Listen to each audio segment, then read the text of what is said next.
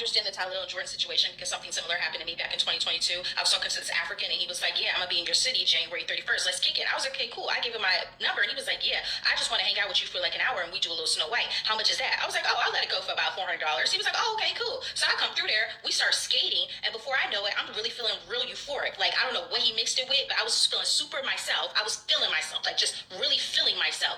I don't know what happened, but all I know is I did not leave there in an hour. I left there the next day. Why is it February 1st? So I was like, oh, you played with me. You really didn't have to do all that. And I started feeling weird about the whole situation. I started regretting the whole situation. I was like, you know what? You're going to have to come up off of more than $400. And he was just like, nah, here's your money. And yeah, you got a dip. And I was just like, oh, you don't want to pay me more? And he was like, no. I was like, you know what? You ain't got to fight me. You're going to have to fight these allegations. So what I allegedly did is I went to the hospital, got a drug test, got an R kit, and I texted him and I was just like, hey, I felt really weird about that whole situation. I didn't appreciate it. And you know what? Since you didn't want to come off of what you agreed on, it's all good and dandy. Just know that there are going to be repercussions of what you did. And that man said nothing to me but this.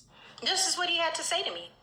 I allegedly say all this to say, Jordan, you did all this to accomplish something, but you didn't execute it right. And Talil, this is a lesson. And you go in the comments and there's women backing up that behavior. Here's the thing. This woman gets online and she admits to not one, but 3 different crimes. The first one being prostitution. She agreed to sell her body for $400. Whatever, great. That's her business, but it's still illegal.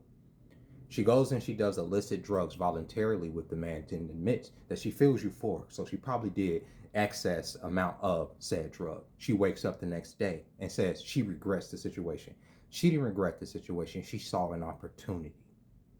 He paid her the $400 that they agreed upon. It wasn't enough because she saw said opportunity. So she decided to go down to the police department and file a false rape allegation against the man.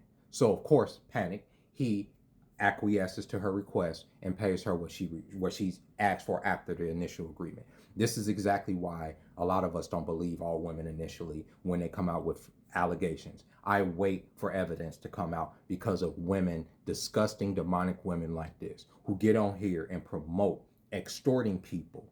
Understand? Promoting a lifestyle of selling your body to young women. Not only selling your body to young women, but then go on one step further to extorting the men that you've agreed upon to buy your services. You don't think this won't end well for some of these young ladies? Let's just not even talk about how morally reprehensible it is to go down to the police department and file a false rape allegation against a person because you stayed up all night doing fucking coke and you woke.